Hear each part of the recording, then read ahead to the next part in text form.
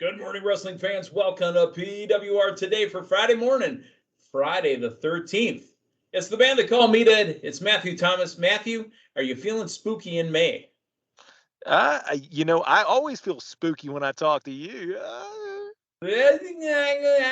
Well, we got some very scary news to get into a little bit later, but before we get into the news, who sponsors us? Who makes us scared to not have their merchandise? You can wear collar and elbow brand clothing in May or June or July or August or September, October, November, December, January, February, March, April, May, June, July, All right, August, that's enough September. out of ads. You can wear them any month of the year, and you can save yourself some money when you head to collarandelbowbrand.com by entering promo code LindaKay, LINDAKAY. Save yourself 10%.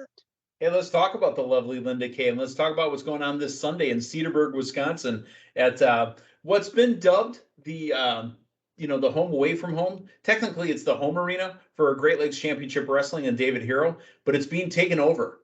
Narratives are going to be controlled this Sunday at Cedarburg when Control Your Narrative and Great Lakes Championship Wrestling puts on a dual show. And I mean, we've already got Braun Strowman / Adam Shearer. We've got EC3 in the house. We've got a lot more of the GOCW, OVW talent's going to be in the house as well.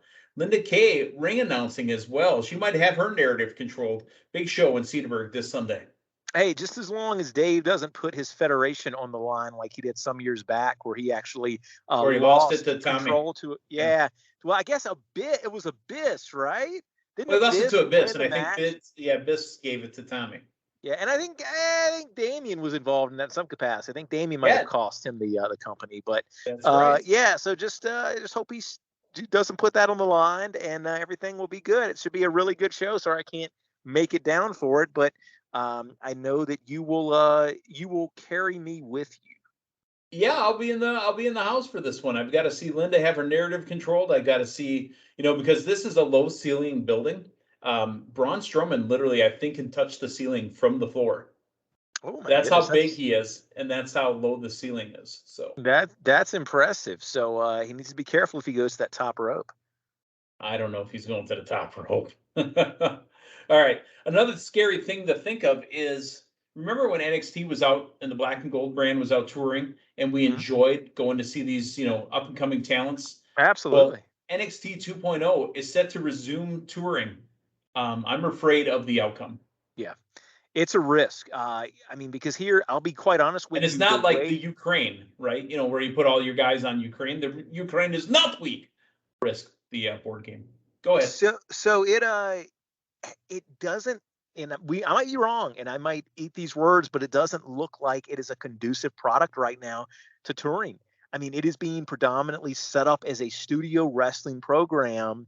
The concern is, and I think the reason Black and Gold worked so well on the road was because Black and Gold at its core was a very, very professionally run independent promotion. Exactly. Yep. It's a high level indie show. I don't feel like this with that. And I mean, I hope I'm wrong. Best of luck to him. But I feel like the structure of your weekly TV is going to have to change in some capacity if you're going to tour with it.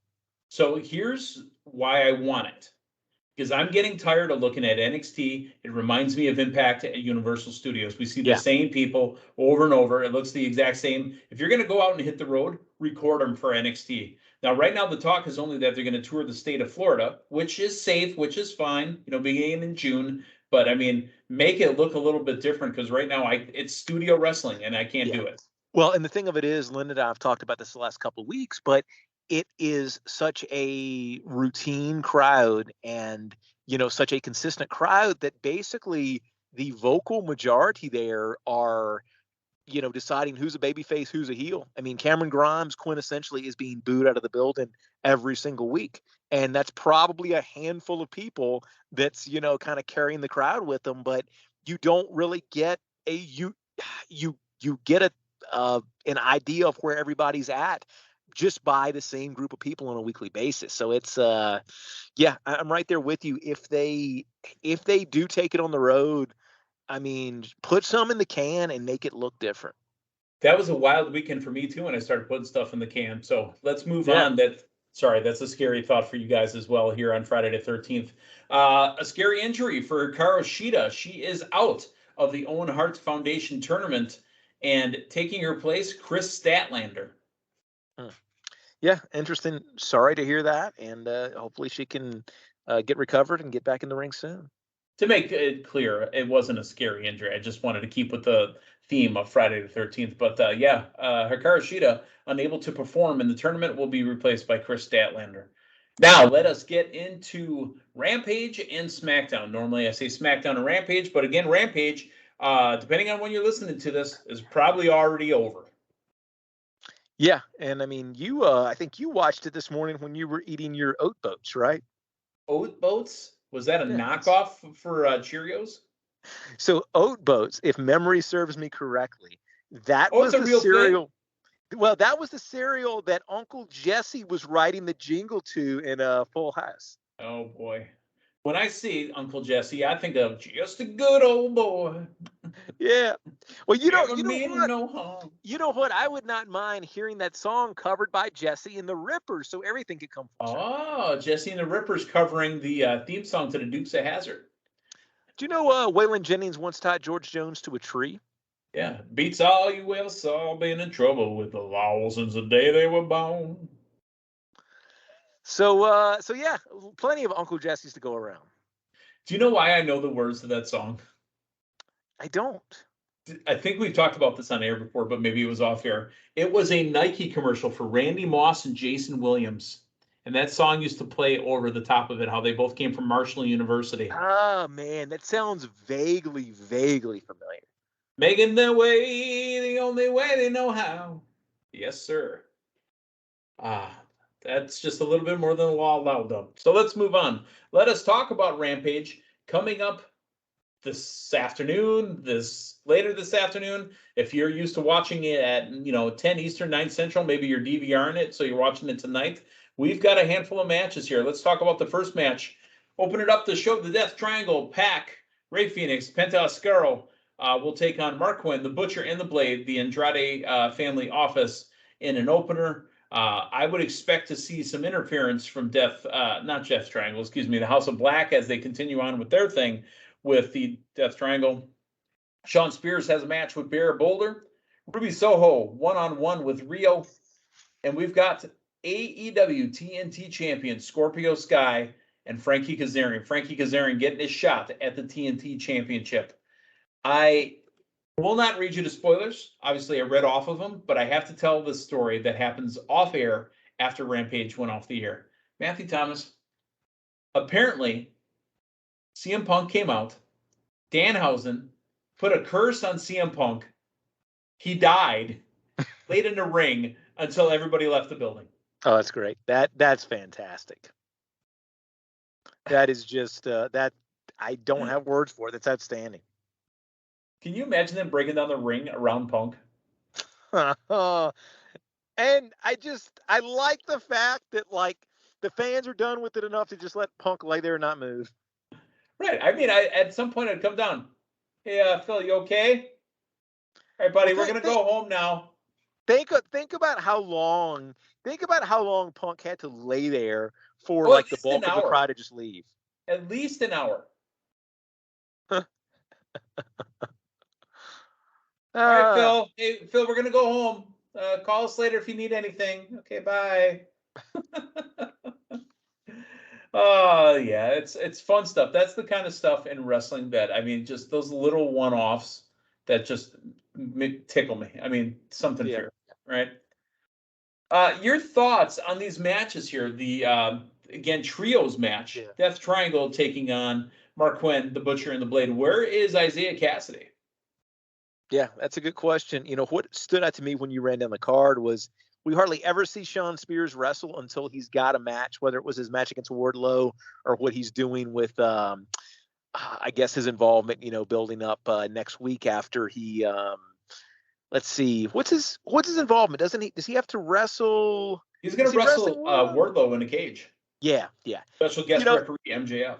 It's like you never see Sean Spears wrestle until he's got something coming up, and then it's like, all right, let's put him on either Dynamite or Rampage in a squash match to refamiliarize fans with him. So that's kind of going back to that same deal there. But I'm looking forward to the TNT title match and kind of seeing how that plays out.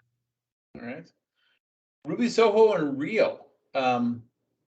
Again, AEW goes counterculture on this, where WWE, I don't think would ever have Ruby Soho and Rio together in the same ring. Ruby and Rio, that'd be too much. Yeah. The interesting thing here is, I mean, this is a chance for Ruby to get a big victory. I mean, you're going up against your inaugural AEW Women's Champion. I think even if Ruby doesn't win the tournament, if she can pull up a win here, that looks good for her. Now, the injury that we talked about to Hikaru Shida apparently happened against Serena Deeb in that Philly street fight on the April 27th edition of Dynamite. Those two women went after each other. Yeah, they did. And I know you've seen Serena Deeb's battle scars too. So, both. Hey, she beat up my friend Linda once too. I wasn't happy. Yeah. So you can't feel but so bad, right? All right. There was a dark match after they went off the air as well. They had a Keith Lee and Swerve Strickland defeating Luther and Serpentico. Interesting. Haven't seen Luther in the ring in a while. Luther's there. Again, they've got a bloated roster right now. Yeah. And those guys, they're there. They work once or twice a week. They're making a couple bucks. The thing I always enjoyed about Tony Khan is Tony will not just have a whole day worth of releases where you don't expect it. Kind of lets the contract run out. And if it's, we're not going to re-sign you. Hey, thanks for your service. We'll call again if we need you. Sure. All right, absolutely. Let's move on to SmackDown. Now, this is the day after, or the show after, we had a title change on the pay-per-view, WrestleMania Backlash, this last Sunday night. Charlotte is injured, and there is no timetable for her return. Ronda Rousey, the new women's champion. Yeah, I'm curious here because, I mean, we saw the Ronda and Charlotte program, and, it's where does Ronda go here? I mean, she's the baby face. There's got to be another heel that comes up and challenges her for that title. I mean, do we get Bayley returning? Could be Bayley. It could be Natalya. Yeah, no, that's very true. That's very true. I'm curious to see Ronda as champion. I mean, it's been we've discussed it on a weekly basis. The program with the program with Charlotte was kind of rough, especially as it pertained to kind of the getting there. Not when they got physical. When they got physical, they were amazing. Absolutely. And I mean, here's the thing: a Ronda Rousey match in ring, I think she's done it enough to where you are going to get a high quality match. I've never been disappointed with the Ronda Rousey match. It's just how do we tell that story, and what story do we tell? Speaking of stories and stories to tell, it's scary to think that we've gotten 5 weeks of these promos leading up, explaining to us Lacey Evans' backstory. And it's scary to think that the rumors and the reports on the intranet or internet, depending on where you're looking at it, she's already going to be moved to Raw, and she might possibly be a heel. How the hell? Let me be clear. How the fuck are you supposed to make this woman a heel when she just told us her true life story? About everything she's worked through. That's news to me, man. I have not heard the heel part. So that's what the reports are saying, huh? That's what the interweb is telling us. Oh, that's ridiculous. And remember, when I drafted her, I made the comment that she could never, ever be a heel again. She can't. Not with what she's gone through. Nope, not at all. Not at all. So now, according to WWE.com, Lacey Evans still listed as a SmackDown superstar. Yeah. It's interesting. I mean, I saw the vignette the other night, and my perception was, it's just more cross-branded stuff. But I don't know, man. I don't know. That's just, it blows my mind. You want to talk about a revolt that the universe would have against WWE? You told us for 5 weeks how we should love this woman, and we love this woman, right? Yeah. Well, and I'm trying to see the move to Raw, like. The Charlotte injury angle is at work. I mean, I most likely would have known she was taking time off. So it's not like they're doing it out of nowhere to make up for something. She had 5 amazing promos. Yeah. Again, to the point where you don't have to suspend reality. You No, no, not literally at all. get, attached to this woman and listen to what she did. They showed pictures of her father. They showed pictures of her as a young girl. I mean, the stories are running and hiding from the physical abuse and the drug addiction and all that other stuff. Yeah. And look at how beautiful this woman is, how beautiful the person is. And this And is what you're telling me? yeah, and what happens in a situation like that is it breaks kayfabe in the fact that you want the person to succeed, not just in storyline, not just in kayfabe, but you want that person to have the accolades in a WWE career. So you can't turn her heel. Well, we'll see. There is talk that she might become a heel on Raw. I just don't understand it. Matthew, there's also talk with the Roman Reigns not being around again, for Hell in a Cell and some of the other shows. What are they going to do with this belt? Now they took away the heavyweight champion from Raw. Now Yeah. the one that's holding the belt on SmackDown might not be around. What's going to happen? I'm very curious as to, like, I don't think they can do the Roman thing, but the fact that, he's still going to run undisputed, I think he probably will. I don't know. Like, I've enjoyed what they have done on Raw with not having a champion. I feel like you've had feuds and storylines that have been given room and given time that they would not normally have under a, Let me ask you normal this. title structure. Yep. Let me ask you this. If it's to be believed that Cody Rhodes will eventually become the new WWE Undisputed Universal Heavyweight Champion, does he take it off Roman while he's having this sabbatical? Does Roman say he's injured and maybe steps away? Does Cody Rhodes win Money in the Bank? See, I don't know, but one other thing that I know you and I haven't discussed, I don't know if you and Linda have discussed. Have you watched the ads for Money in the Bank where Cody's walking around Allegiant Stadium? There's a mistake in that ad too. Watch the ad Which again. one? He says that you get a title shot at WrestleMania. Hey, but it's aired multiple times. So is that a change in the rules? No, it's not. You're supposed to, because the winner of the Royal Rumble gets a title shot at WrestleMania. But so, I mean, it's has anybody aired, caught that? It's aired multiple times, so I don't know. Like, I'm not that quick to discount it. I think they might have something up their sleeve. You never know. All right, Matthew, but the Lacey Evans thing just boggles my mind. Boggles. Not like the dice game. It boggles my mind. You ever play Boggle? No, like basically I played Trouble. Trouble had a little dice, but I never like really Trouble was awesome because Trouble was the one that you pushed the bubble in the middle, right? Yeah, I just always pushed the bubble and I never got past that. Like I'll always push the bubble, and in Mousetrap I just played with like the Mousetraps. I didn't actually play the game. Yeah. That's all. That's good stuff. Well, Matthew, that's our week. I feel bad for the team they call, long time. Linda Kay's team has already lost 2 of her top picks, with Charlotte being out indefinitely and Roman. Yeah, you know what she should do though? She should just go ahead and drop Roman, I think. Well, seems that I'm in last place right now, that would give me priority on the waiver wire, right? Yeah, I was going to ask, where are you at on the waiver wire? I think I'm number 1. Yeah. I think I could drop the baddies for Roman Reigns. It's a decision you could potentially make. We'll have to talk to Linda Kay while her narrative's being controlled this Sunday.